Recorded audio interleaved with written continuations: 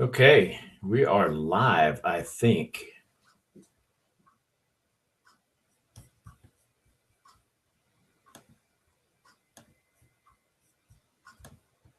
Off, on.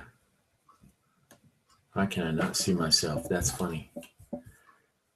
Okay, screen, camera.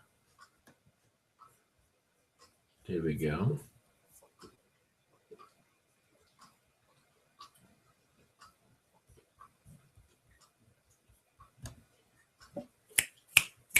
Okay, we got audio, but I sure don't see myself.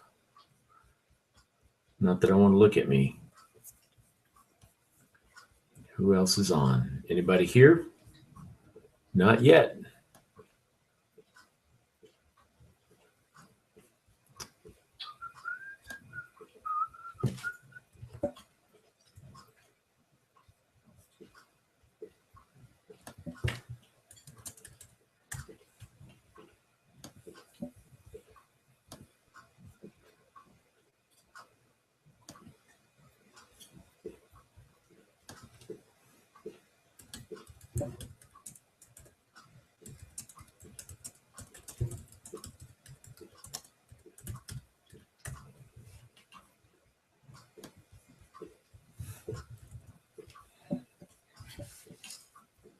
Why is that only that?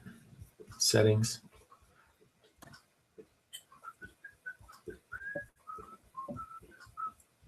We're live. Settings. Set camera built in. Print default. Print check. Everybody's looking good except for them.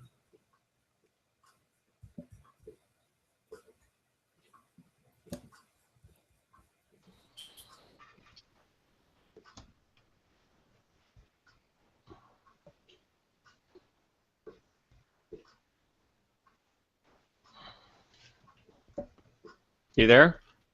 Yeah, Steven, can you hear me? I can hear you. I'm just trying to set up my camera. Cool. Same here. Excuse me. What do you see on screen? It's asking me a bunch of questions for Webinar Jam. I'm downloading the app for it right now. Okay. Let me get my mountain bike out of the scene.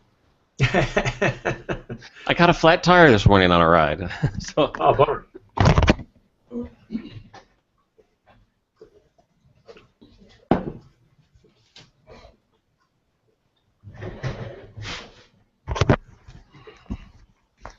All right. Can you hear me? And can you see me? I can hear you fine. I don't see you. I'm having a little trouble with my, excuse me, with my camera. It's not showing me anything right now. I see your headshot, but not you. There you are. Okay. Cool. Can you see me? I can see me. Excuse me. No, I just see your headshot. I don't see anything live. Well, let me see how I can fix that. I've never used this particular app before. Yeah, I used it a couple of times, but I haven't done very well with it. The first time I broadcast with it, I talked for an hour and nobody could see my screen. But they stayed online. It was funny. That is weird. Yeah. It took me about 2 hours to get my tech worked out this morning because, for whatever reason, when I would come on, camera, everything worked fine except my mic with nothing. Every other app I use, mic was fine. So I changed. Okay, well, you're out of focus pretty badly too. Oh yeah. Yeah. Are you on your laptop? I am on my laptop. Push it away a little bit. Okay. There's somebody else Lawrence, who just came on. Lawrence, can you see me, Hey. or who can you see? Hey, Larry. I can kind of see you. Okay, Can you see Sid? Yes, sir. Okay, if I start talking, does it take over the screen? Because you seem to have screen dominance right now, which is weird. Yeah, you're the biggest person on the screen right now. Huh. And can you see me live? You can see my background. You can see me talking. Yes. How many fingers am I holding up? 2. I think there's going to be a quiz on this. Oh, well, you know. Did you get my resume? You know what? I actually went to let my dog out before I started, and I haven't checked my email. So. Oh. Okay, Larry, what does your sign say behind you? That's just a banner. It's hard to read. Dang it. Clean team, window cleaning. There you go. All right. Hey, I'm going to hit a button and try to do a screen share on this. Okay. And you guys let me know if you can now see my screen. It looks like you're on your Facebook page. Yeah, the Squeegeology Facebook page. All right, cool. And Larry, is that what you see also? Absolutely. Okay, cool. I will stop that. And it's really funny. I have yet to see either one of you guys in live action. I don't know what my thing is doing here. But I don't know. Yours was like that at first, but yours seemed to be kind of frozen. But now yours seems to be working fine now. okay. Yeah, you seem to be working fine for me. Well, cool. Well, good. Well, hey, you know, for sort of the flow, when people start getting on, we'll just do a little chit chat and you know, talk about New Year's Day and talk about, you know, where people are from. I'm going to put up a thing in the chat box. Do you guys have a chat box over to the right? Yeah. Okay. Yes. So I'm going to put up a sticky message here. Hang on a second. There's a public chat box as well, right? Yeah.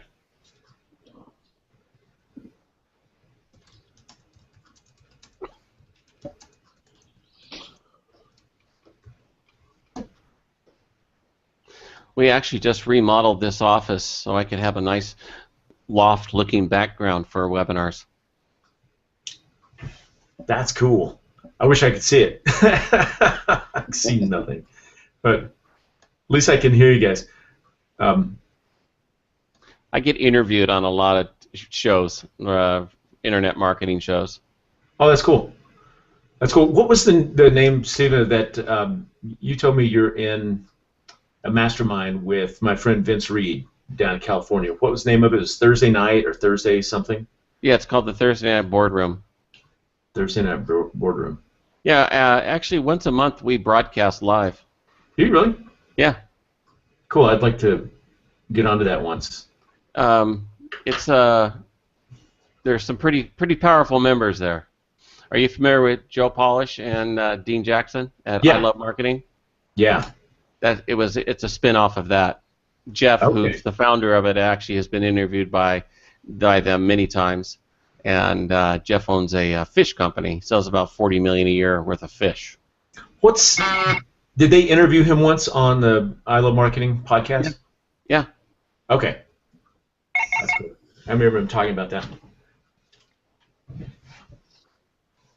Well, good. Well, someone just voxed me and said there's a 15-second delay on the video.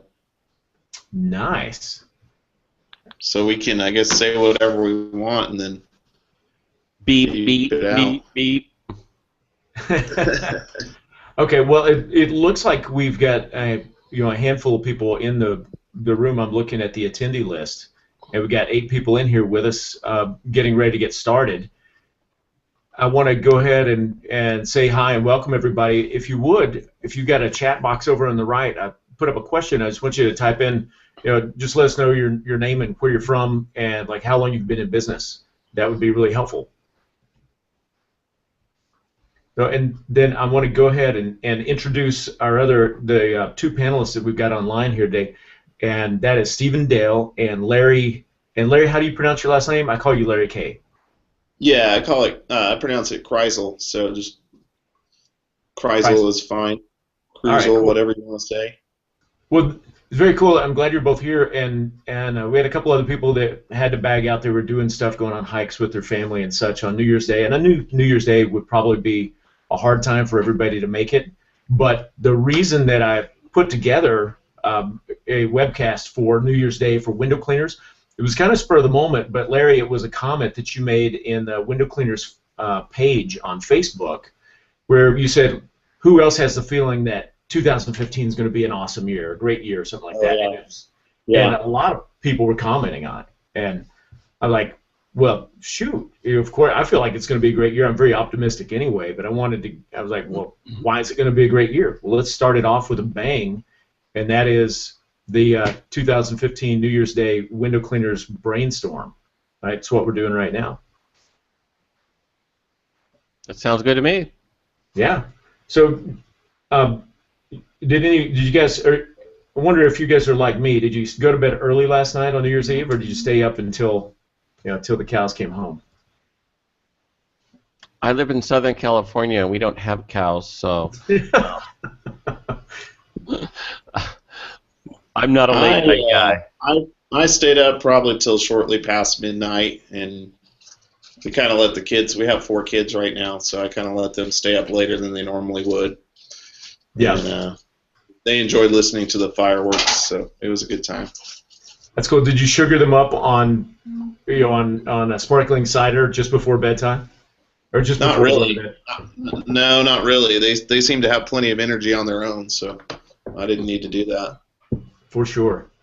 Well, cool. Well, Larry has been a window cleaner for, is it 11 years, and owned your own business for 4? Is that right? Yeah, it'll be 4 years in this coming April, and I started out in 2004, working for a franchise company here in San Antonio, and then broke off in April 2011 with my business partner, and we set up our own business. Very cool. And you had posted some impressive numbers, not the exact numbers, but percentage of growth you've had over the last couple of years, and that's always exciting to me when I see a business really in growth mode and making a difference. And you had some pretty aggressive growth projections for this year too. Yeah, we set a goal this year. At the beginning of the year, we set a goal for $500,000 in gross revenue. We thought that was a pretty aggressive goal. Didn't really think we would get there. And then some of the things we were able to do, we brought on a full-time office manager, kind of in, I would say around March-ish. Yeah. And that really just helped give me more time and give my business partner more time, and we actually ended up beating that goal by a little bit. So we were pretty stoked about that, and that's really why I feel that 2015 is just going to be an amazing year for window cleaning. The economy's coming back, and just everything we've laid down for the groundwork, I feel like we're just ready to take a next step. We're not really looking to expand our workforce a whole bunch, but we're looking to do more of our high dollar services and just make everything more efficient. I plan to spend a lot more time just doing networking. That's mainly what I'm going to do the whole year, just networking. That's very cool. And Stephen, you've been in business we had a good conversation the other day when you reached out to a few people, and I got an email from you. He invited me to join the marketers group online for window cleaners, and that got me excited because that's the thing that I love most in my business right now is the marketing and just growing and building the business. But Stephen, could you give us a little bit of background about your company and how long you've been in business? You do some really interesting things. Well, I have a 30-year career. Starting this month actually starts my 30th year. And I built my first window cleaning company to over 4,500 customers and sold it. Got into the blind cleaning business, built that to over 4,000 customers and sold it. Started building blind cleaning equipment, the Blind Butler, which you can still buy today. I've sold over 1,500 of those, and I sell it as what's called a business opportunity. Yeah. And then a lot of our dealers started asking us, "Hey, Steve, can we sell window coverings?" Hey, why not? So I started a window covering buying group.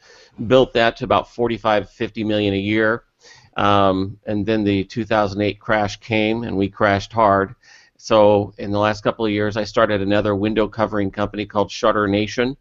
We have one Orange County location, one San Diego location, and we're expanding, going very, very well. And then we have our Blind Brokers Network, where we online marketing strategies for window window cleaners, blind cleaning companies, and window covering dealers, and we do a whole package for them where they buy. We build the website. We do all the online marketing. I just happen to be an online marketing expert. And a real funny little note, I actually hold the unofficial world's record for the fastest YouTube video to ever make it to page 1 of Google in the number 1 position. Really? I'm not kidding you. Cool. When it comes to internet marketing, I'm a major geek. Well, I imagine you'll probably be at the Traffic and Conversion Summit. Was it next month in San Diego? It's right in your neighborhood. It's down the road, but I have a conflict that day. I'll be in Vegas at another show.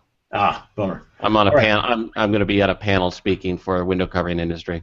Oh, very cool. Very cool. So what I want to do, we've got about 25 people online now, and I would like to ask you all that are watching or that you're here, go ahead. We want to cover some questions and answers. So you're going to have to use the chat box. I thought we'd be able to have more people on the video feed, but that's not available with the system that we're using. So go ahead and type in the chat box. I want to see what your biggest questions are, or the biggest challenge that you've had in 2014 or with your business. And I mean, if you need more work, you're looking to build your business, get more customers. If you've got too much work and you don't know how to handle it all, or is it scheduling? Is it staffing, hiring technicians, keeping quality up? Is it online systems or data management? Whatever it is, go ahead and put that in the chat box so Larry, Steve, and I can weigh in on it. We can discuss this and see if we can get some good answers and really help you out.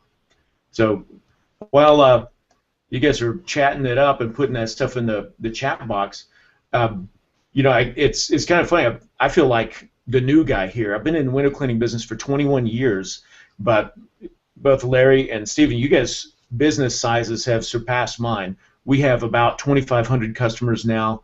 Our revenue, I got excited a year ago. We broke the $300,000 mark in revenue in a very small market. I live in Missoula, Montana, and we've got. I think that's pretty impressive. What's that? That's pretty impressive. It's a tiny market, and it was a big shift. We moved here from Florida in 2000, and we lived in Tampa Bay, which is just an endless metropolis. We worked year round, and we got here, and we've got now the population's about 70,000. And we have, we've got 7 months of productivity and 5 months that it's just not that busy. And days like today, the high right now I think is about 2 degrees. It's not window cleaning weather out. So anyway, I fell in love with marketing a few years ago, and I worked. I read a lot in the wintertime when it's slow, and I worked on a strategy that I implemented 4 years ago. And I went from 600 customers to 1,800 customers in one 6-month season, and it almost put us out of business because we grew so fast. I had a very difficult time managing it. Then I spent the next 2 years just making sure that I could keep as many of those customers in-house and satisfied and repeat as possible, and kind of turned off the marketing machine. But it's still the thing that I love the most. So You have a question from Seth on employee turnover. Oh, good. Could you read the question, Stephen? I'm actually not seeing it in my chat box. Oh, it just says employee turnover. It's funny. I've actually franchised 2 businesses. And one of the things in franchising is if you are able to solve the issue that every window covering, every window cleaning, every blind cleaning, every pressure wash company, they all have the same problem. And if you look at other industries, what they do to bring people in, who's got the worst turnover of human beings on the planet in the cleaning industry? Maid services. Yeah. So what you do is you copy what they do. What is it they do? They set up a stage for the employee to become part of the business. They're still doing the same work, but you set it up to where they feel like they belong to something. You can only pay them so much an hour, but if you set it up to where your employees have an incentive to grow, you offer other services, you teach them how to sell more. I have a friend who has a service where they've got like 60, 70 employees do this kind of stuff, and that's what he does. He actually has a classroom set up at their corporate offices where they do training on how to sell to the customer, how to do this better and better and better. And they spend a lot of time working on the employee's ability to become part of the business, so they feel like they're part of the business. That's how you keep employees coming back. Yeah, that's great. And what are some tips, or what are some of the things that you've experienced on how you screen for employees and try to maximize your time in that as well? And I asked that question because 4 years ago, when I grew so fast, I had to hire people quickly and train them in groups, and that was fine. But I put out just a Craigslist ad, and I had like 54 resumes of people that had master's degrees and things like that. And I spent an entire day interviewing. And for me, it was very frustrating because I spent 6 hours just interviewing so I could get down to, narrow down to 5 people that I hired. Do you have any suggestions or systems that you've utilized Absolutely. to do the heavy lifting so you don't have to spend all day, talking to people that are not good prospects for your business? Absolutely. One of the things you do when you advertise in places like that, A, don't expect the best, and B, always put in there that you do drug testing. And that will cut your resumes by 30%. Then the next piece of the puzzle is you put an instruction inside the ad. Like, please email us your birth certificate or whatever it is you want to do. You have to put an instruction inside the ad for them to do something to prove that they read it and they're just not mass sending things out. Yeah. And that will start whittling things down. Yeah, well, I definitely agree. I still use Craigslist once in a while. My favorite is always, when we need to hire someone, I'll ask my own crew and then my network of friends, family, other business owners, and because those tend to be the best employees because they have a deep level of accountability. If their friend recommended them and they know that I'm friends with their friends, that makes a stronger tie. But when I do put something on Craigslist, I made a very detailed ad, and it has instructions on there just like you stated. They have to follow direction. And if in the directions say, call this toll-free number and listen to this 3-minute message, and on the message it tells them, leave a message with, this bits of information, which is great. Then I just check the voicemail. I can hear the voice, and I know, within 1 minute if they followed all the directions or not. Excellent. And our business, like yours, it's detail orientation. So if you give somebody that can't follow directions up front, that is probably not the best candidate for the business. Larry? Yeah, we've done stuff like that too, where I'll put in, like, you have to, I say I will only respond to resumes that have this specific subject line on the email when they reply to the email. And then I've gotten some where, there's like, they'll just reply back like, hey, how much do you pay or whatever, and I just totally ignore those because they didn't follow the instruction to put whatever key phrase I had put in the response line of the subject. So that's one way to do it. I think it's also with employee turnover, it's important to hire people that are a culture fit for your company. Someone can, have all the skills, they can be able to clean a window, do all the work, but if they're not a culture fit for your company, they're not going to last in your company very long. It's going to, there's going to be personalities that butt heads. There's going to be a lot of different problems. So that's one area where we're trying to really nail down is just getting people that fit with our culture and that fit with the guys that we already have on board. Do you have that culture defined? That will help as well. Do you have that culture? Do you have that culture defined as something they can identify to? Or do you just hope for the best?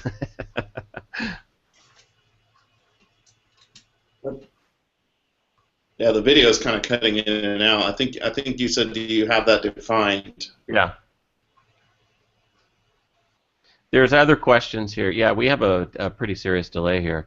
Okay. You have a question from, let's see, Josh. Josh wants to know, how do I grow as a one-man show? Well, there's a question of the day. Yeah. The question of the day, because if you're a one-man show and you're trying to do everything, it's super difficult on its own just because you only have so much time. If you're young and single, maybe that's different, but you grow to a point where you realize you're going to have help.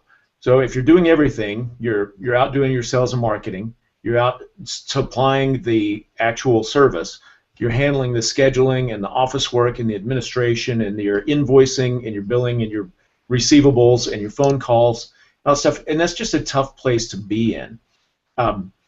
When you get enough customers where here, let me back up a step. Here's what I would suggest is as soon as you can, even if you don't think you're ready, hire someone to work with you to carry that workload and get them trained so that there are days when if you need to go give bids, you have somebody on job site taking care of the actual service delivery, and then you can go and give your bids and help manage your business, or you can stop and take a phone call and handle the management of your business. The next step that I would definitely take is to hire someone to be your office person, and they can be completely remote, working from their home, just to answer the phone, take the details, handle the paperwork. I think one of the I have consulted with. I've set up almost 2,000 people in business, so this is a question I have an enormous amount of experience in, and it all comes back to how you view your business. And if you view your business as, hey, I'm making a few extra bucks and I'm going to wash this cat's windows, you're not a business. You're just making a few bucks on the side. If you view your business as a real business, then you need to set it up as a real business. There's a couple of great books to read.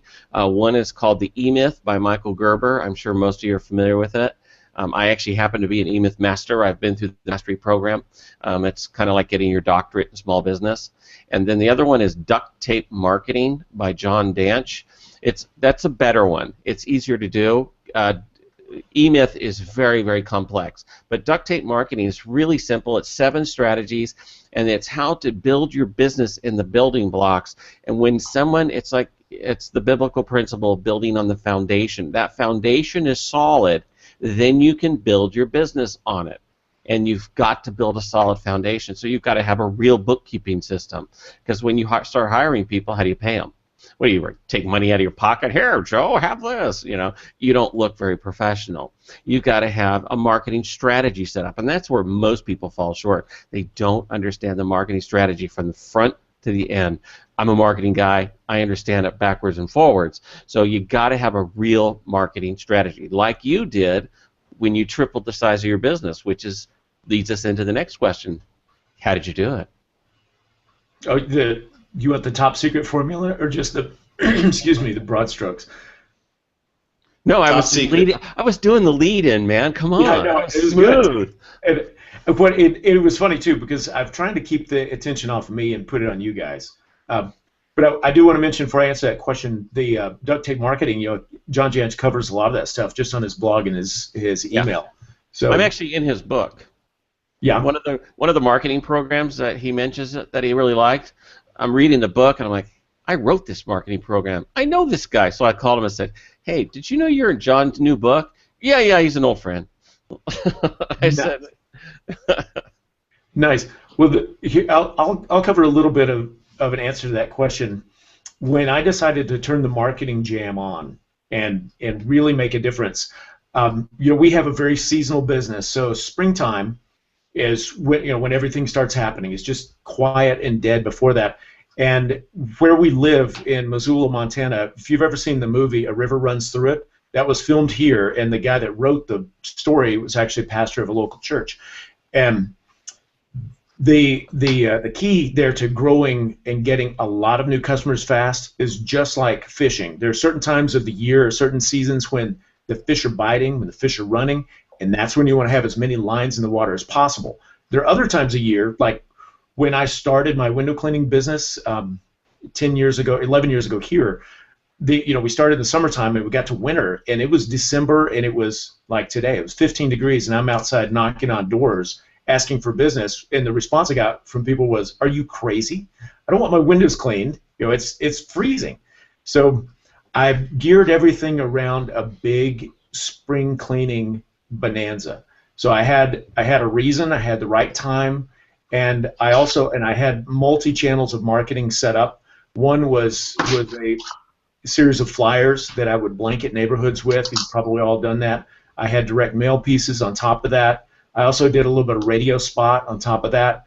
I did one thing that I would discourage anyone from doing. I bought into a seize the deal coupon marketing thing online, and and I don't know if you're familiar with that or not, but the way it works is you sell your service or whatever, you sell a $100 gift certificate for $50, which Yeah, is you don't great do for the that. end user. Don't do that. Yeah, and they give you, the service provider, 25% of your total. I mean, they give you half of that. So for every $100 gift card I sent out, I got 25 bucks. Now, I had a very specific strategy for how to handle, convert, and maintain and upsell all of those customers. Right. So it worked out. We broke even. We didn't lose any money. But you was had the hard. repeat customer. The repeat on that was about 40%. You'll find that the majority of the people that are looking at coupons are tire kickers looking for a deal. Yeah, So you don't want those customers. They can look for the next deal. Yeah, it's not an ideal fit. Well, it's kind of funny. The next question is how to price your service without competing for the lowest price and closing the deal. Can I just say amen? Don't compete on price. Oh, my God.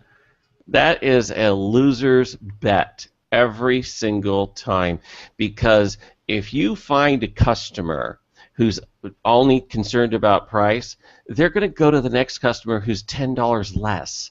You don't have a good customer. This comes back to your marketing strategy. You have to paint the picture. You have to do the work ahead of time to justify your price justification. So, and one of the biggest things, when I started, I've looked at probably 700-800 window washers websites, and that's where your customers are going to go now. They don't go looking on a flyer on the front doorstep. They don't care about that. They get those from everyone. Their best customer is going to go online and say, where do I find a window washer in Tupelo, Mississippi? And so if you're the guy that's at the top of the page, you're the guy that's doing the pay-per-click, you're the guy that's got the video, you're the guy that's got the social media setup, you're the guy that's got all that, you're rocking and rolling. And you on your website, we do this. So I'm going to give you guys a huge free tip here. On your website, use your website exclusively. Don't bother with door flyers. Don't bother with all that stuff. You're wasting your time. What you can do is use your website and videos. Like if you go to we have 45, 46 websites right now that we maintain, and we put videos on every one of them, and we can actually see from the analytics how many people go to the videos in which each video talks about a topic.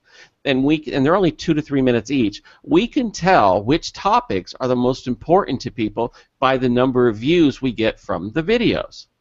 It's a huge, huge deal. So it's called a 5x5 or 2x2, whatever you want to do. What you do is you do 3 questions that you get asked the most about window washing, and the 3 questions they should be asking you about window washing. You have to teach them something. And by the time you get to their front door, and the weird thing is, if you make your website dynamic, meaning mobile optimized, what happens is that you'll have a button on the website. It'll say click to call or click to text. You're going to be stunned how many people use it. I've gone out in $10,000, $12,000 jobs for window coverings that I never spoke to the person. The entire conversation was a text message. What? But by the time you get there, they've watched all your videos, they've read your free report, they're ready to buy. They think they know as much as I do, which is great, because they're already sold. And I'm not selling anything cheaper than anybody else. Yeah. I'm just educating. Educate and inform, and use your website to its fullest. Stephen, that's great, because the answer to that question is how to sell at better prices or higher prices than your competition is got to be, I mean, for me, it's trust. And how do you establish that trust? And it's, like you said, authority. Video. I mean, you kind of summed up like Joe Polish and Dean Jackson talk about can and clone yourself and educate the customer so that they trust you. They know you. They go, oh, my God, this guy's the expert, even though they've never met you. Well, reviews are huge in this world. Have a program to solicit reviews and send the email out to the client that has a review for your Yelp, your Google+, if you want it on your Facebook, go right ahead, your Merchant Circle, whichever ones are the most popular in the area. Those reviews, and then you pimp them from the pulpit, is what we say, on your website. Put a aggregator. Do you know what an aggregator is? I do not. Oh, an aggregator is it's a piece of software that, Right? right, it takes Yeah. all the reviews off those other sites and puts them onto your site. Even though all it is a ghost image, and what it does, it allows them to see all your Yelp reviews, your Google Plus reviews, your Google My Business reviews, and what it does is it keeps them on your website. So those people that put the links at the bottom, those are great, but get it above that, put an aggregator on the website. We do this for all of our websites, and that way the customer stays on your site and doesn't go see who your competition is. Those reviews, there is nothing more important than that, because that is what establishes you as the expert. It establishes your credibility, it establishes your authority, and it becomes you are the guy that Google digs. Yeah, that is pure gold, Stephen. Pure gold. Yeah, I agree with that. I agree with that a lot. We actually, in our market, we're working on building up our Google reviews. We currently have 13. The cool thing is none of the other competitors in our area have more than about 1 or 2, and the one that has 3, one of them is really negative. Okay. So okay, I'll give you another tip. People are going to look at it like, okay, this is a company to use. This is the company everybody's using. I don't even need to call other companies. I'll just go with these guys. They're obviously good. Yeah, right. You portray an image. Like behind you, you have an image behind you. All the stuff that you do, you've got your company name in the top left, and you have a tagline, and you have a couple pictures. Pictures of you and your team are huge on your website. Don't use stock photos. I'm going to give you guys another great tip. All right, this one you better put me in your will. All right, there's 2 pieces to this puzzle. All right, every time there's a piece of software that you can put on your smartphones, and every time you go to a city, you check in, and you say you're at Mrs. Jones in Tupelo, Mississippi, and she had 100 French panes and 12 paces of glass, whatever it is, and it was like $200, whatever it is. You have your washer check in with that, and what it does is it pings your Google Map. It's connected to your Google Map, and what it does, it establishes your boundaries that you'll go to online, and Google says, oh, he doesn't just stay in this little market, he goes out to 5 miles, 10 miles, 12 miles, 14 miles by these check-ins. It costs, I don't know, $30 to buy the software and the phone. It's cheap. And then the next thing you do is after every job, pull out your smartphone, make sure your geotagging is turned on, that's your location finder, and take a photo of the job. Don't identify the house location or anything obvious like that, but you want to take a photo of some French windows you did, or whatever, something unusual, and then you'll email that photo to yourself. Take that photo and post it on your Facebook page, your Google Plus page, and the blog on your website. And then if you want to put it on your LinkedIn, your Twitter, go right ahead. But here's the key. That photograph is now geotagged with its coordinates according to Google. All right? So they know that that photo was taken in the city that you say it is.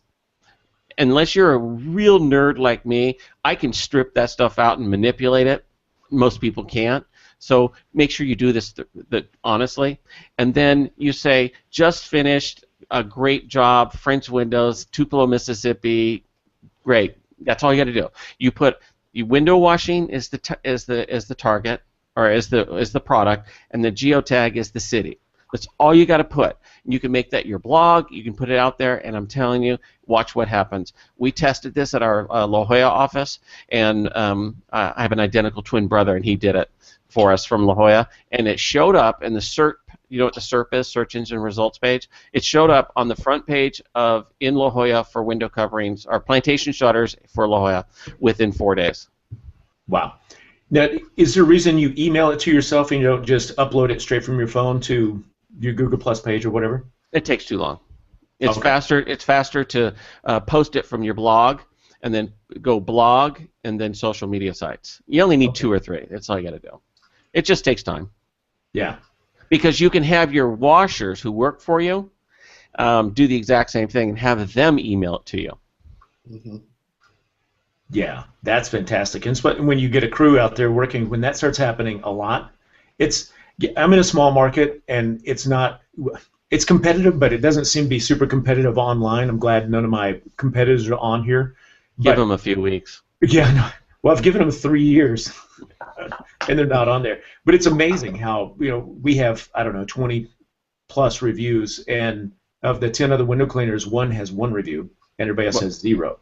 And we have, I think, 4 or 5 out of the top page 1 results on Google, and that's from me not even doing very much. So I'm going to start applying this as soon as we're back out in the field, Kevin and Stephen, and see how much we dominate that front page of the search results, because that is a golden nugget, man. Josh has a question about direct mail. In markets that aren't saturated, oh, it just disappeared.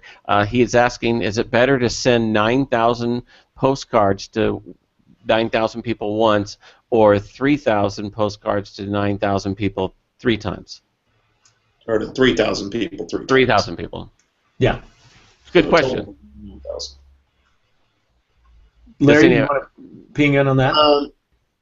I personally, I think the more you hit people with your message, you have to hit them a couple times before they really start paying attention. So if I was doing it, I would go with the hitting 3,000 people 3 times versus just one shotgun 9,000 at a time. That's the way I would approach it. That's the way I would do it too. But there's actually a better way to get, if you want to go down that road, because your direct mail costs are rather high. Mm-hmm. I'm drawing a blank on the name. It's where you can go to the post office and they'll send your postcard to every house in the whole zip code. Yeah, EDDM, every door direct mail. Every direct mail. And I know people who've done pretty well with that. But dollar for dollar, you're never, if you're, like you said, both of you are using the internet to bring your customers in, dollar for dollar, that's the best money you're ever going to spend, because if you're only spending, you can buy, here's the key to it all, pay-per-click. I don't know if any of you guys use pay-per-click. Yeah. I happen to own a half of an agency that is Google AdWords certified, and we can manage your pay-per-click at what's called an MCC, My Client Center. So we can have like 5, 10, 15 window covering companies or window cleaning companies all together, and if we see one trending with something else, like French, how do you clean French windows with newspaper, whatever it is, it doesn't matter. We apply that to all the others, and it's the beauty of it is you can turn it on and off. So if you want to take the winter off and go to Florida and go fishing and back down to Tampa and see your brother, see ya. Turn it off. When you get back, turn it back on. You're right back where you started from. It's the most beautiful thing in the world. And a tip from the pro: don't do it yourself. Hire a pro. God, complicated, and and if you screw it up, you just wasted your money, and then you're pissed off at Google. They took $1,100 of mine. No, they didn't. You screwed it up. Yeah. Pay a pro. I was going to suggest do it yourself if you want to burn through some cash fast for very few results. Because I'm living proof of it. Yeah. That's why I went to school to learn to do it. Yeah, you can definitely burn through some money pretty quick, especially if you have competitors who like to click on your ads. Actually, that's not true. Google can tell if it comes from the same IP address, and they stopped that actually, this is weird. I just got an email from Google a couple months ago that I'm one of the early adopters, the 10-year anniversary of Google AdWords, and I was one of the early adopters. And they stopped doing that 2006. They put algorithm in to attack that, and I've actually seen it to where on our bill we knew that we could tell the clicks were put up.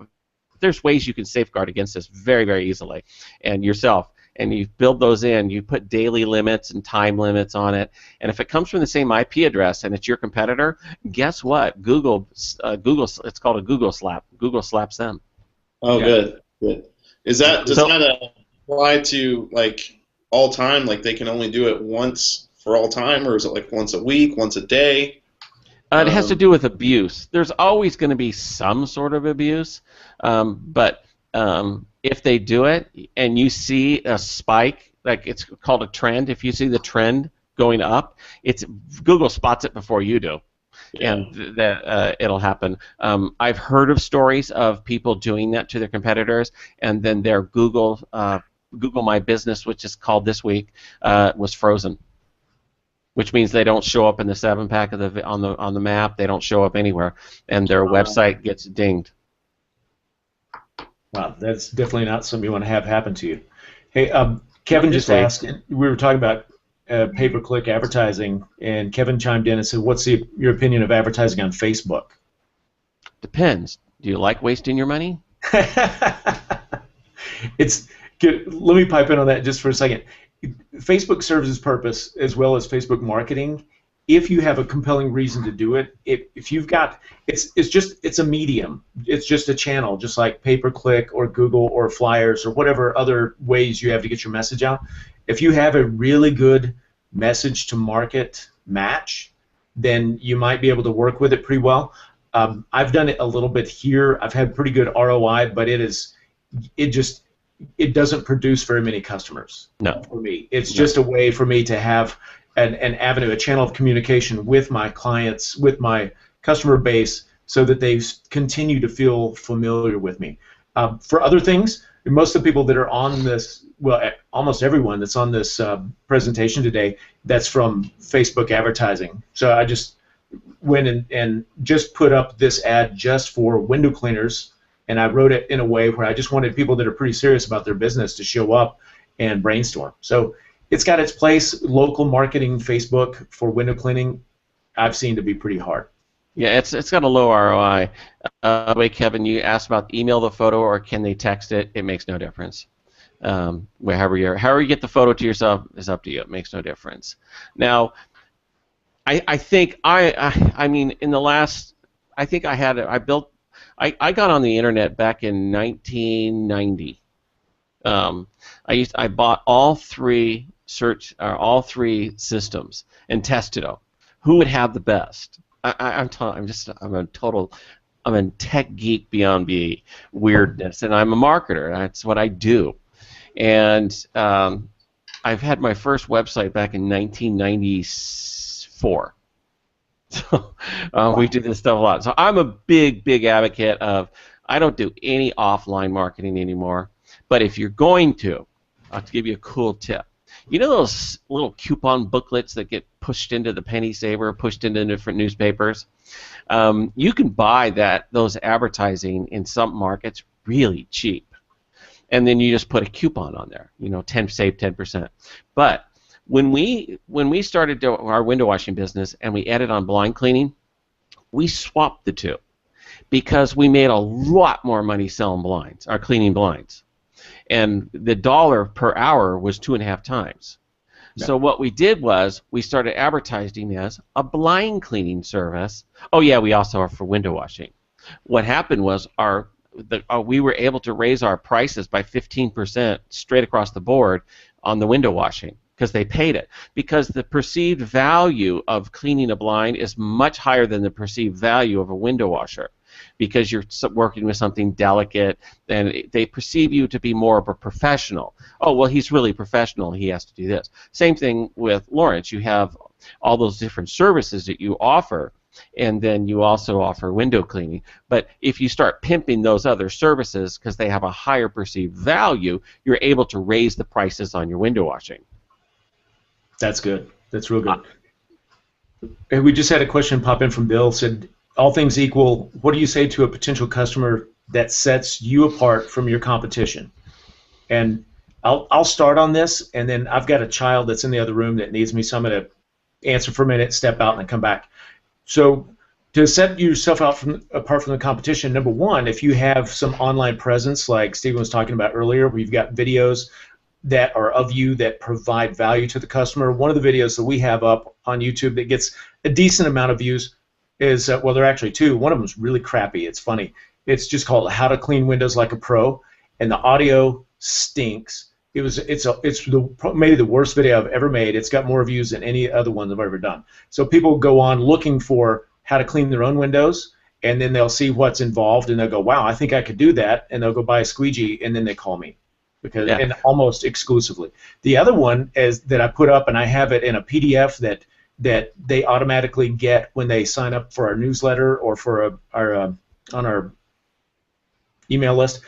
And we also have a video that I did of it, is 5 things that you must know before you hire a window cleaner to come into your home or any service professional. So, absolutely. And it's almost a public service announcement. It talks about insurance and background checks and who do you trust and all the different things that you need to be assured of ahead of time. So that way, a lot of times the question never comes up about pricing, because they go, I know this guy, I trust him, I know he's insured, et cetera, et cetera. Now, on top of that, where you go, what do you say to set you apart from the competition? The answer to that question is with a question, is what do you do that sets you apart from the competition?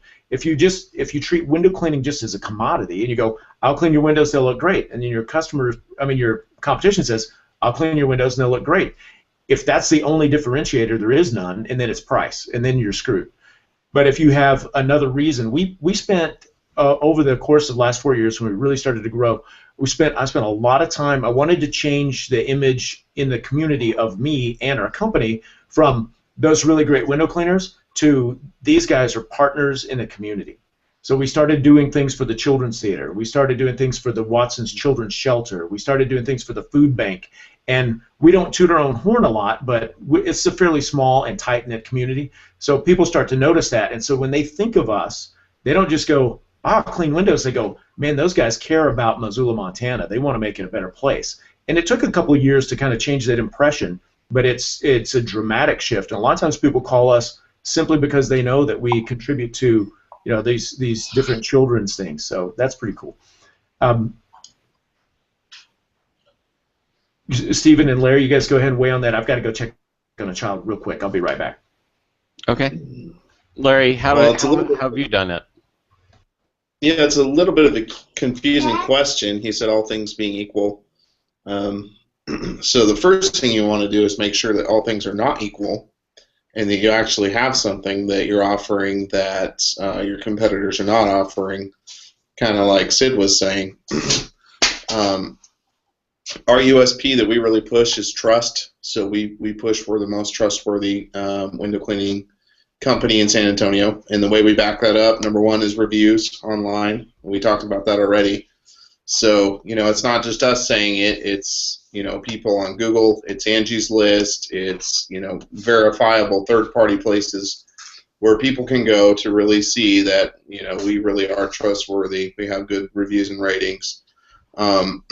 Second part of that is having all the proper insurance, workers' comp insurance. We're accredited with the Better Business Bureau. So all these things we do to build trust. Anybody can, well, not anybody, but a lot of people can clean a window well. Not everybody's going to show up on time to their appointments. Not everybody's going to answer the phone, when you need to call, when you need somebody. So I guess just what sets us apart from the competition really is just our reputation that we've built. We've built that reputation, so we're able to ask for higher prices, and part of it is just asking for it. With higher prices, you're never going to get it if you don't ask for it.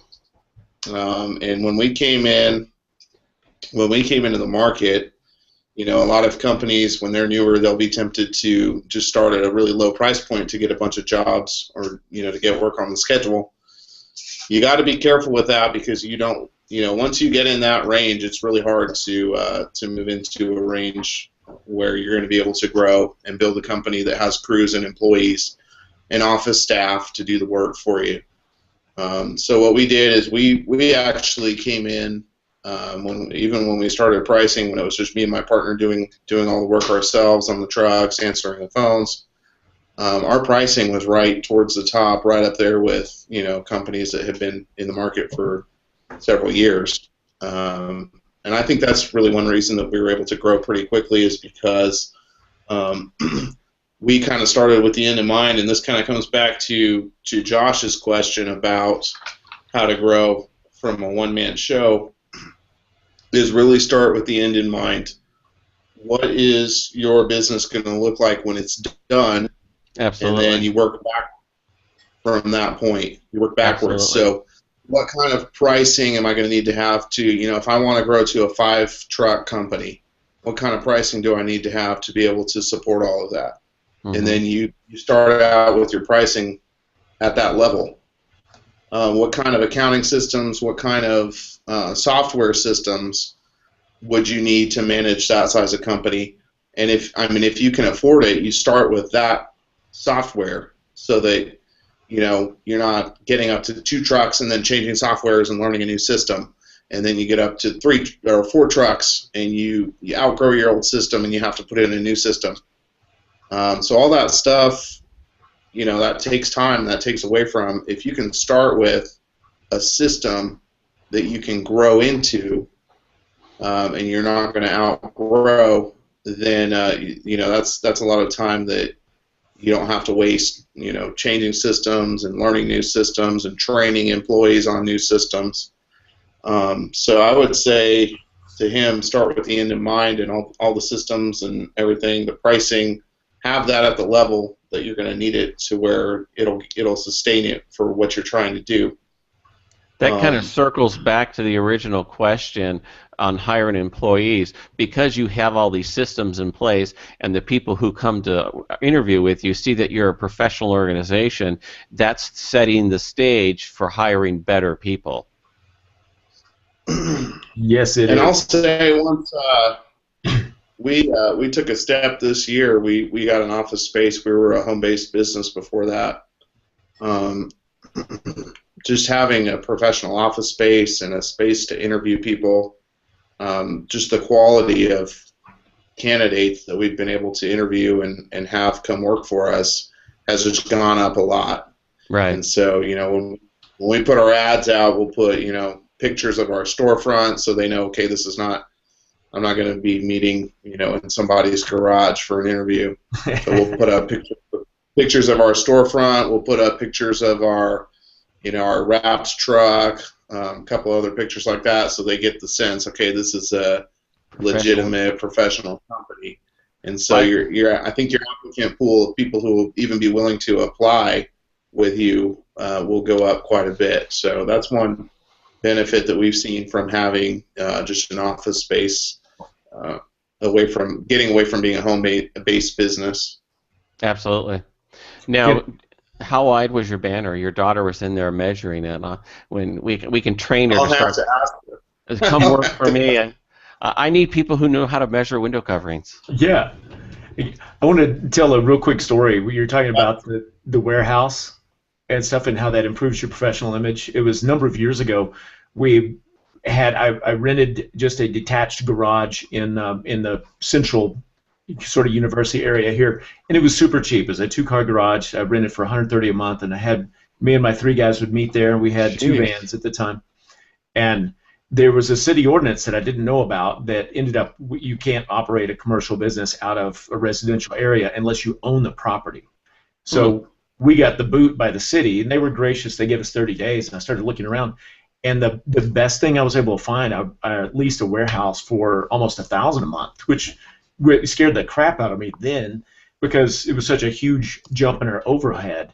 But that warehouse it's got big warehouse space. It's got a loft. It's got a separate office for our office manager. It's got a bathroom, and it absolutely it forced me to kind of push me out of the nest. I had to step up my game and increase our revenue to cover that overhead. But it also caused people that came, just like you were talking about, people that came to interview, they were like, "Oh, you're a real business." We were thinking, I don't know what they were thinking, but yeah, it made a big impact on our business all the way around, just stepping up to a professional location.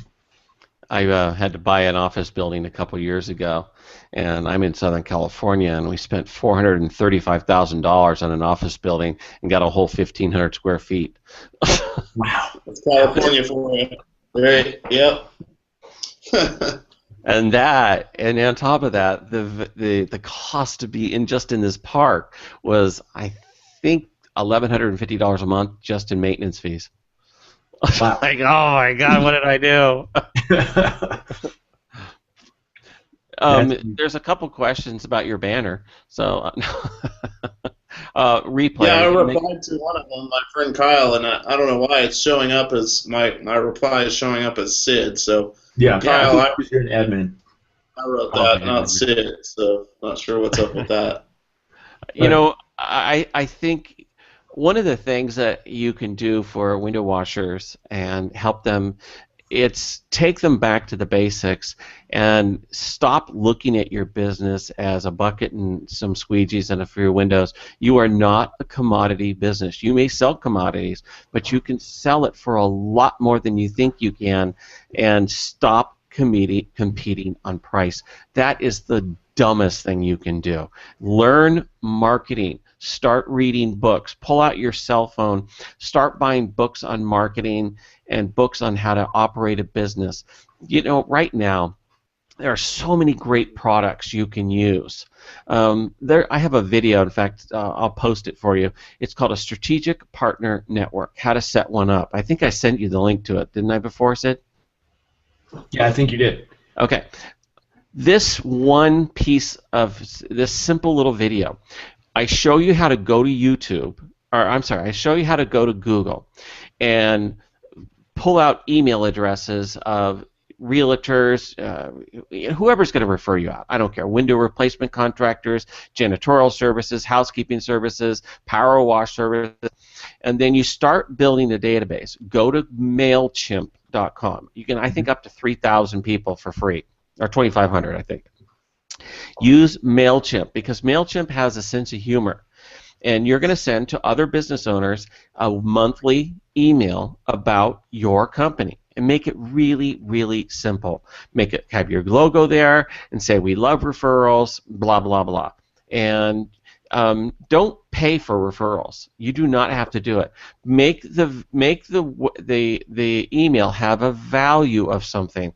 Like I personally, if you've read any of my blogs, I blog every week, and I write 6-7 blogs at a time, 200 to 300 words each. I hire a professional editor to edit them for me, and then I post it, and it drives all the traffic to my websites. You can do the same thing by producing good information, and you come up with questions that they want to answer. So let's say it's going out to this group of people. Best time to hire a window washer. What can you pressure wash or not pressure wash? How to get your gutters cleaned the right way. Make them very, very short. How to outperform your maid service yourself, or roof cleaning or house washing. You never guess where I'm getting all these there, Lawrence. They're right from you on your banner. But you present them with information. It's called content marketing. And content marketing is a really big deal today. If you want to be on top dog on Google, it's all about answering questions that the customer might have about you and your business. Spend your time doing this type of marketing or paying someone to do it, and you won't have to send out flyers. You won't have to, because if they're looking for you, you want to be the guy they're looking for. Because trust me, they're looking for you. And the last tip I'll give you, people, and it blows my mind, answer your own phone. I don't care. Put a headset on. In fact, see this headset right here? This is called the Blue Parrot B250AX. This is a headset you wear. It's Bluetooth, and it's for truck drivers. So you could literally be on the top of a ladder under a stereo speaker, and your phone ring. All you do is press the button. Hey, this is Steve with blah blah blah, and say, can I call you right back? Yeah, no problem. No, and you'll call them right back. Answer your phone. Throw your answering machine away. Now there are times where you can use your voice, let it go to voicemail, but call them right back. As long as if you're gonna spend the money, take the stupid call. Amen to that. That's one of the things I found very interesting. Is it seems that about 65-70% of the time, for no other reason than this, the person who gets the job when someone's calling window cleaners is the person that answers their own phone or calls them back first. Period. That's usually the case. Yeah. Yeah. I totally agree. I've got a set of headphones here that are Bluetooth. I don't know how well you can see them. I think they're Plantronics. I don't know, but Hmm. they play my music, and when a call comes in, I click one button, bing, and I can Same thing answer with the us. phone. Yeah, spend a few bucks on that kind of stuff and start using. There's so many great. It's called SSAP. It's software on Will you say that again, Steve? It cut out. bookkeeping. I think it's called SAAP, Software Online. It's what like QuickBooks Online or Yeah. one of my business partners. He uses. I think it's called. I forget the name of it. I drawn a blank. It's like Bright Local or something. No, Bright something. It's a bookkeeping, a simple bookkeeping system online that allows you to email your employees. You can take your money right out and send it to their account if you want. They make these things really simple. There's I'm drawing a blank on the name of it. It's the contact management software one where it's online and you can get to your customers if you're on holiday and you need to know something, do it. But put it online. They're so ridiculously cheap. MailChimp for your email. Have 3 or 4 of these to run your business with, and you become technologically advanced, and you're far better than your competition. That way, if you need someone to go into your database and do something, you can hire a virtual assistant out of the Philippines for $2.50 an hour to do a bunch of stuff for you while you're out working. I mean, I do this all the time. That's huge. Yeah, that's one thing I found. One thing I found about the window cleaning industry is that most window cleaners, window cleaning companies, are pretty much in the dark ages when it comes to technology. Yes. So if you can if you can master technology, you're going to be light years ahead of most of your competitors. Yeah, for sure. Seth has a question we'll get to in just a second, but I want to come back around to Stephen, some of the stuff you shared and what you're just talking about technology. It's, we still do some paper flyers and have some, boots on the ground type of marketing that we do, but it's pretty rare, and that is that's going away. Everything is online. So just, if you look ahead 2 years, everything's on mobile. So just like you mentioned, Stephen, make sure that you've got a responsive website with a click-to-call button on there. I mean, I actually don't have that. It's responsive, but it's ugly. But it's something that you need to do it now because you'll have to do it later. So just go ahead and do it and be the first one in your marketplace to do it, or be ahead of the curve just a little bit.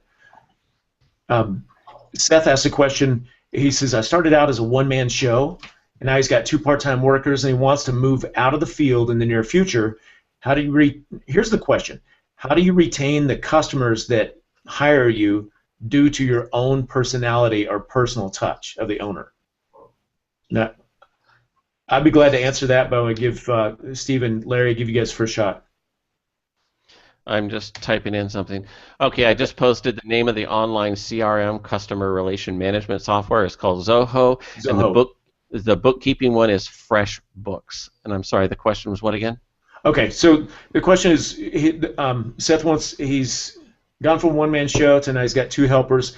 He wants to get out of the field, but what do you do about people that hired you because of your personality, because the owner, is the personality of the business? Get over yourself. In a word, you're not that great. You can be replaced. Trust me. That's a. Remember, I've set up over 2,000 people in business, and that is nothing more than a front for saying I'm a little afraid to do this. What if I say this, and I'll make myself far more important than I really am? It's not that. That's not the case. It's extraordinarily rare that that's the case. And unless you're some sort of rarefied consultant and you're the only one, if you're Jay Abraham, somebody doesn't want to hire your assistant. But when we grew so much, those few Jay's in my mastermind group. Is he really? In that Thursday night? Mm-hmm. He actually sends one of his assistants to record us. Outsourcing. Well, when I tripled my customer base in a 6-month period, I couldn't be at every job anymore. I just couldn't do it. So the new people, they didn't know any better. They, 2 of my uniform guys show up in a truck, did a great job. They said, "Oh, Spectrum's great." Some of my regular customers that had been with me for 6 years before, they're like, "Oh, where's Sid?" And the guys would just say, he's on another job, or he's busy, or whatever. But it's just like Steve said, it really did come down to just get over yourself. People like you, and you can still keep in touch. But if your crew does a great job and presents and represents your company the way you want, it's not a big deal. You just remove yourself because you have other things to do. If you're going to grow, you've got to run the business and not clean every window. Yeah, make sure you're collecting the email addresses of every customer, whether they buy from you or not. And they're actually, I learned this from Jeff, who runs my mastermind group. What he does is he owns another company that sells. They're kind of like Omaha Steaks, but they sell for seafood. And this is high-end seafood that's ready to go. It's called chef-ready seafood. And you buy this stuff from him from his Wild Things seafood site, and then he has a camera set up in his office on his desk on a little tripod, and he will send you a little video, a 30-second video for all the orders that come in, and say, "Oh, I see you just ordered the blah blah blah blah. Have you ever tried that? Just cook that in the butter and blah blah blah, blah, whatever." And it really is and you can email these little videos. It's very, very simple to do, and it costs you virtually nothing to do this. So if you're concerned about that, try this. So you send out the guy to go clean windows at Mrs. Jones' house. After he gets back, record a short little video and email it to her. "Hi, this is Sid, and my guys came to your house today. I'm so excited that you continue to use us and support us. We love being here in Missoula, Montana. And next time you need us, please call us again. I'll keep you on our email list." And whatever it is, what is it? 2-3 minutes a day to do this? Yeah. Now, here's a great thing you guys can do for videos. Sid, you said something. One of your videos has really poor quality. I actually started in the video business. When I got kicked out of college, I went to work for a talent agency in Hollywood, and they owned Chippendales shows and mud wrestling shows. And I owned a partnership when it was pre-Christian days. And we produced videos. And I have a very colorful background. And we produced videos. So I've been playing with video since '83. And go buy yourself, it's called a Kodak ZI-8. It's a $199 camera. The reason you want it is you can plug a headset into it. Go down to Radio Shack and buy it's called a lapel mic. They're $20. Yeah. Buy a lapel mic, plug it into the phone, and record it. Some smartphones you can plug a lapel mic into and record and get the same quality. So test it on your smartphone first, but spend the $20, go to Radio Shack if they're still in business, and buy a $20 lapel mic. And people will forgive poor video, but they will not forgive poor audio. I mean, I've produced hundreds of videos. Some of my sites, we just go pump them out, and we use them for SEO purposes. Yeah, that's great. So, everybody, we're at an hour, and this is the kind of stuff that I could talk about all day long. You have any other questions you want us to hit on and discuss before we start wrapping up? If anything else, just hit it in the chat box. Go ahead and do that. I'll touch on Seth's question real quick. One thing we did starting out, because we knew we had this vision for growing a larger business, so we didn't really emphasize owner operated or, anything like that. We knew we were going to have to transition out of the field at some point, so we didn't really use that as a main selling point, like saying something like the owner will be present on all jobs. I've seen some owner operator companies, they'll kind of use that as a USP or something. Like, we do higher quality work because the owner's there personally to make sure that it gets done. So we never did anything like that. That kind of made the transition out of the field a little easier for us. Another thing that made it easier is there's two of us, we're a partnership. So when we hired our first employee, we still had one owner on site for pretty much most of the jobs. So that kind of made it a little easier as well. Probably what I would recommend for Seth is maybe if he can go, to the job site, maybe with the guys that are going to be there, and maybe just introduce the guys. If they haven't been to that customer's house before, kind of introduce them, and then politely excuse himself to wherever, go do whatever you need to do. That might make it a little easier. Just get the clients comfortable with the guys that you have there, if that's an option for you. And then I really agree with what you guys were saying. I mean, it's really not a big deal. I think we make it a bigger deal than it really is. But I mean, you may lose some customers. You may lose a customer or two because of it, and that's something that you have to be willing to do. That's one of those growing pains in business that you just can't be all things to all people. So Josh has a question. That's good advice. Josh, who is a good quality but economical web hosting? That is the wrong question to be asking. Web hosting is $20 a month wherever you go. It's a complete non-issue. It's more about how you're using your website and search engine optimization and figuring out how to get that website up. And way too many people don't understand what to do when it comes to online marketing, and don't just put a website up. All you're doing is putting up a $12 website and a brochure, and no one's going to find it. People who use these like WebMD, no, what's it called? What is that? It's Wix, W-I-X. Yeah. Those sites, they don't optimize. They're designed. They actually have it built in to where it can't. The SEO doesn't apply to it because you can't. Yeah, it doesn't work. Wow. It has to. I've heard that as well. Wix is horrible for SEO. System is you're wasting your time. You're completely wasting your time. Yeah.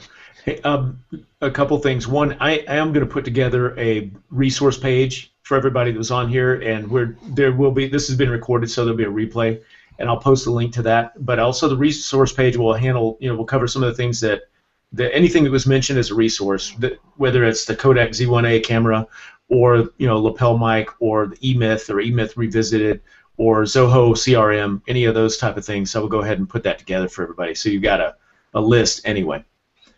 And absolutely. Somebody asked me about the name of the name of the geotagging site that you use on your phone to check in. There's 3 or 4 of them. I'm drawing a blank on it right now. When I get that, I'm not there right now, so I'll figure it out. I'll get it to you as soon as I can. I just draw a blank on it. I think it's called geotag or something like that. There's several of them out there. Somebody typed in geoping in the chat. Geoping, yeah. Geoping is one of them. There's 3 or 4 different ones. But the key is, with your online stuff, go to Google My Business and set it up correctly, and use your videos, use your review sites, and use all that stuff and make it sure you have a good-looking website. If you spend $200 to $500 a month on your internet marketing, that's the cheapest marketing you'll ever do. I mean, for my service, I'll do a pitch for my own company because we can do this for you. We charge $400 setup fee. We build the site, and these sites are very, very comprehensive. These are not $400 sites. These are $5,000 sites. But then we charge $200 a month to do your SEO, and then our goal is to sell you pay-per-click services because that's where the big money is. So that's what we're doing. We're actually raising our prices from $4.99 or $3.99 to $14.99 by the end of the beginning of the fourth quarter. Wow, nice.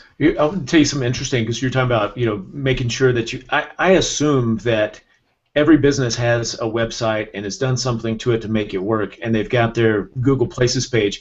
But Google did a big presentation here in Missoula. It was the first one they did where they actually send a big crew in, lease a space, and do a production, and they have, they had set up where they had little consultants that would walk you through how to set up your Google Plus page or your Google Business page and things like that. And I was shocked by the number of people in that room that I knew most of them that they didn't even have a functioning website. They had a Wix, or they've got a reasonable business and they didn't know what a Google Places page was.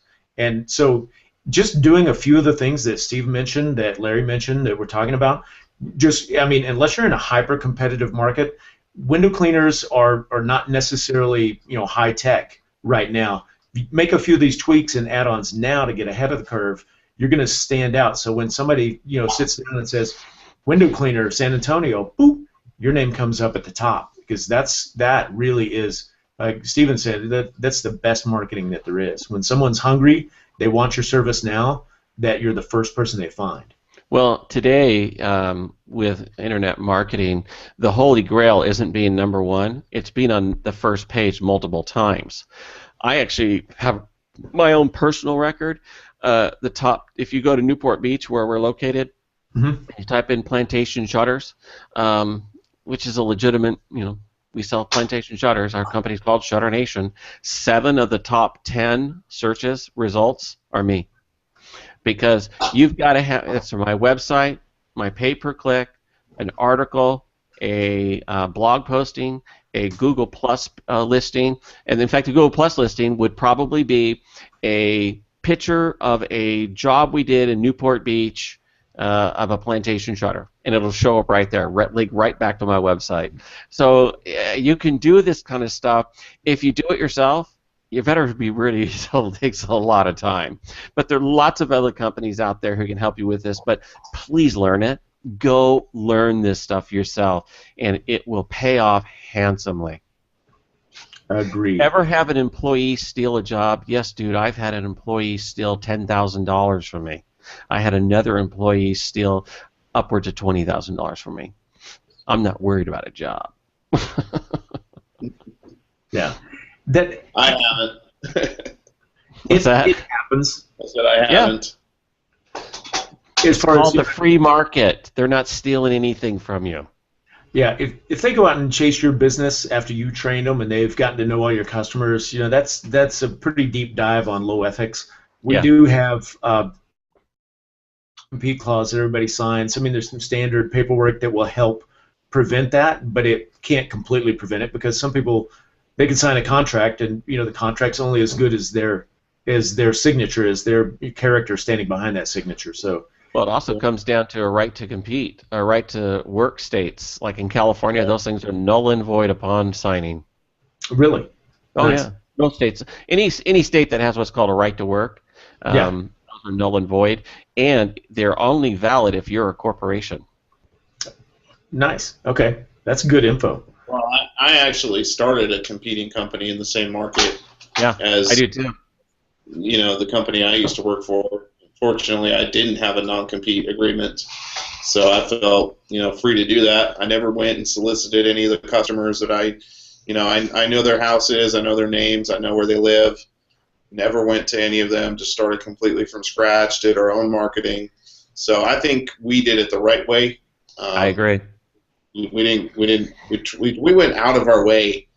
We didn't even mention we used to work there to try to build credibility.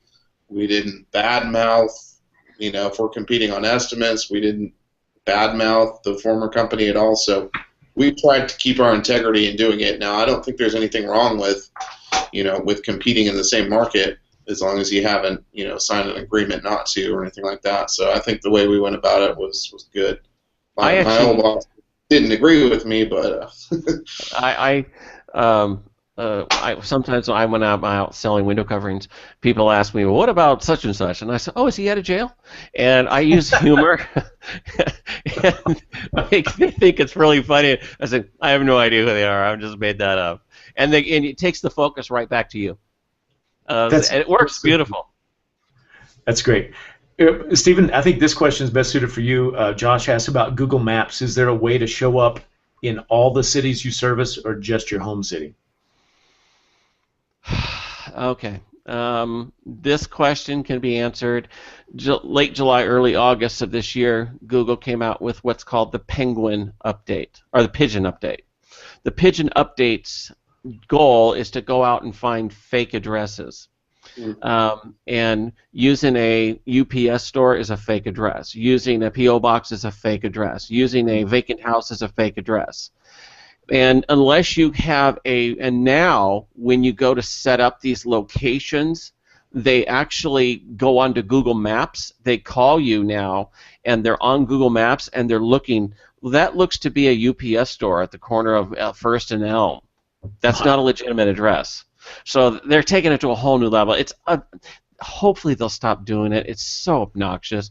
But the only way is to show up have a legitimate address. It could be your home. It doesn't matter. And you don't have to show your address in a lot of these. Now, when other review sites and citation sites pick you up, citation sites are your review sites and places like that, they'll use the real address, but only a handful of them don't. Okay? Then that's what I was talking about, the Google Map, the check-in app that you can use that hooks up to your map. It just takes the URL of your map and it shows Google, oh, this company goes wider and bigger. So you draw that thing. Then the second way to attack it is your website. If you don't have pages built on your website for each city with new, unique content, you're wasting your time. So if you cover 36 cities, you need to have 36 pages of content on those for that. When we build site, that's how we do it. Like if you go to the bottom of our site, you'll see all the different cities. We build all that content for you, and that's one of the best ways to grow. That's cool. Cool. Will you mind, Stephen, posting a link to your website? I did. BlankBrokersNetwork.com. Okay. In fact, there are samples. So all of those are for window covering companies. We don't post the window washers or the window tinters. We're actually expanding now into window washing guys and window tinters, and the reason is really simple. The marketing system and the back-end systems that we've built for all of these, they're called directories. We own hundreds of them. That's our secret sauce. And so we link them to our own directories. And you can't get on unless you know me.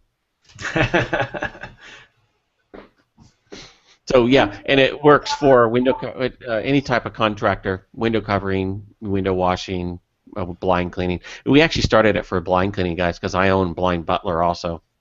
Okay. Yeah. Good. Hey, there are a couple things I wanted to mention here, and that's on the registration page for the webinar originally. It said a couple things you'll learn on this webinar was the great formula, and it's 3 steps that you can use to double your business fast. And we covered pretty thoroughly the 4 ways that you can sell at higher price than your competition. There was another thing, and I don't think we're not going to have time to get into that. I'm going to do a screencast video and post it on the Facebook page and email it to everybody that goes over what the quote great formula and how you can double your business fast, as well as the other stuff. Anything that we didn't cover that I mentioned on the sign-up form that would be covered, I'll video record that and send it to you so we don't miss anything. But I just think that handling the Q&A and discussing that's a lot more valuable in the moment than hearing me talk for a long time. Everybody else gets bored with it, so I'll stop talking. We got any more questions we want to cover before we wrap it up, guys? Well, Terry was asking it when he said steal a job. He said, like, if the employee goes and does a house next door to a house that they're doing, he's wondering how to prevent that. I would say, that's something that would have to be in your employee handbook. So that would be under conflict of interest. So when you hire someone, you would want to go over that and have them, understand and have that in your employee handbook. And is that? Yeah, and Terry, is that the question? Stealing the house next door to a customer they're already doing, are they doing someone else's job, collecting the money while they're on the clock? Doing side jobs is what he's talking about. Just a side job. They weren't doing it while they're they were on your payroll, like they were on the clock for you, right? I don't know. He didn't specify that. Yeah, and I find that a lot of those questions are answered preemptively, like you were talking about with your employee manual or handbook. Any kind of contracts that you draw up in advance, or just your culture and communicating very clearly up front what's expected and what's okay and what's not okay. For example, with us, all my guys, of course, we're all friends now, so we've been working together for a long time, but they know that they don't go out and hustle their own business. If they need more work, talk to me. I'll set them up for jobs on Saturdays or whatever. But if they want to go, clean the windows for a friend, across town on their own time, that's completely fine. I mean, if situations like that come up, thankfully, ask me about it. One of my guys said, "Hey, our daycare provider asked if we could clean our windows in exchange for daycare tuition," and basis. Absolutely. You know what? As long as your company is run correctly like a real business, I actually know several guys who are millionaires from window cleaning, and because they run it as a real business and they operate as a real business. You know, if you own a McDonald's, you have 126% turnover per year. That's a lot of people, but that's what the system is set up for. To go, that's their reality. So they develop the systems. It's a system developed. In fact, if you want to read a great book, it's called Beyond the Golden Arches by John Love, and it's about McDonald's, how to set up a duplicatable system. I'm a huge believer in setting your business up so it can be duplicated and repeated into new markets, new areas, and sell it as a franchise, turn it into a franchise. You want to get rich? Learn franchising. I've franchised 2 different businesses already. Yeah. But it's got to be a system. It's got to be duplicatable. Yeah. And there's a couple of really good window washing franchises out there that do a really good job. Do what they're doing. Do what they're doing. Do the same marketing strategies. Absolutely. I took a lot of inspiration from fish window cleaning, just reading their website. And one of the things they stated right up front was, you're not going to be working as a one-man operation. You start off day one hiring people and training them and running it like a business. If you got that mindset, you're going to grow a lot faster. It's going to operate a lot more smoothly. That circles back around, Stephen, to the E-Myth, or the E-Myth Revisited. When you look at prototyping your business and organizing the systems in a manner that make it franchisable, whether or not you're ever going to open another location. That's super important, just to make things flow. 'Cause otherwise, makes it more valuable too. When a business investor comes in to look at it, am I going to make any money off this? He sees that these systems are set up. Can I jump in real quick, Bill? Bill is saying you need individual sites for each city if they are all in the metro area and one site for the metro. That is absolutely incorrect. Bill, that is not correct. One site, if it's optimized correctly, go to one of my sites. Go to ShutterNation.com, and you'll see how it's done. That's for Orange County, California, with 2.5 million people. And you go to the very bottom, and you will see all the different pages for all the different cities. We have 2 locations in Orange County, one north, one south. You can also go to, but we push them all the same way. So, no, you only need one website and optimize it to the entire area by having the pages for the individual cities built, and that's what you need to do. Yeah, fish window cleaning, squeegee squad, and the one I really like, I'm intrigued by, are the guys in kilts. Have you seen this one? Yeah, I like that. They're Canadian-based, right? Yeah, they're Canadians. So the first time I heard about them, someone sent me a picture. They were up in Vancouver. Yeah. And they had a picture of this guy having a beer and a kilt, and it was men in kilts window washing, no peeking. And I thought, that's the dumbest thing I've ever heard. And then I looked them up, and I realized they're a multi-million-dollar, across Canada operation, and they built it on their USP is we wear kilts. Well, but their systems are phenomenal. It's a system. One of the things that you can distinguish yourself in the window washing business, different from the guy down the street, is to have a theme. Whether it's a Hawaiian theme or a fireman theme, like firemen fighting your window cleaning, it's stupid little things like that separate you from your customer, and it allows you to, and instead of being affordable window cleaning, which there's one in every city, it allows you to develop a unique image, and that image can be translated into a toll-free number, 1-800, firefighter window washing, and then firefighterwindowwashing.com. You hit a grand slam this way, and I've done this many, many times, and that's absolutely. WordPress sites, can they be optimized? Yes, they can, but you need to know what you're doing. Too many people listen to too many people about different things, and stop. All I can say, stop. Unless you're getting great results, stop doing your own internet marketing. Hire a pro, and it'll be the best money you ever spent. If you spend $600 a month on your yellow pages, which I don't know if you do or not. We used to spend $1,500 a month back then, but it produced results. There was an ROI. I got to see it. Don't do it yourself. Hire a pro, because you're never gonna outdo me. If you go up against me and I'm doing your competitor, I'm not going to do you. I'm only going to do your competitor. I'm going to destroy you. You will never be on page one. I know how to hack your site and push you down if I want. Don't do this stuff yourself. Hire a pro. And that's such good advice, and it's funny for me. Usually, I like to try to do things on my own and figure it out.